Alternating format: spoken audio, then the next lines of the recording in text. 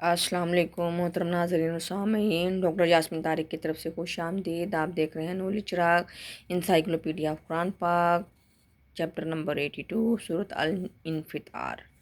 سورۃ الانفطار قرآن پاک کے 23ویں پارے اما میں ہے۔ اس سورت کا دوسرا نام انفطرت ہے اور یہ نام پہلی آیت کے لفظ انفطرت سے لیا گیا ہے۔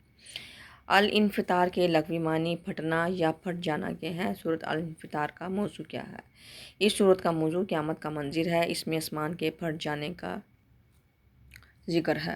ترتیب نزول کے لحاظ سے سورۃ الانفطار قرآن پاک کی 82ویں سورت ہے۔ موجودہ ترتیب بتا دیجیے۔ قرآن پاک کی موجودہ ترتیب میں یہ سورت 82ویں نمبر پر ہے۔ سورۃ الانفطار مکی سورت ہے۔ اس کا زمانِ نزول کیا ہے؟ یہ سورت حضور پاک صلی اللہ علیہ وسلم کی مکی زندگی کے وسطی دور میں نازل ہوئی۔ سورۃ الانفطار ایک رکوع پر مشتمل ہے۔ اس میں آیات کی تعداد بتا دیں۔ اس سورت میں کل 19 آیات اور اس میں کوئی آیت سدہ نہیں ہے۔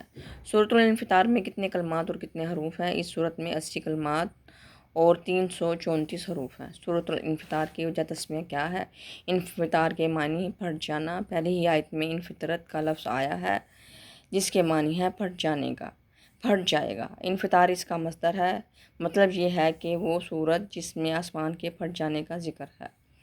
سورۃ الانفطار حضور پاک صلی اللہ علیہ وسلم کی مکی زندگی کے وسطی دور میں نازل ہوئی۔ اس کی شان نزول بتا دیں۔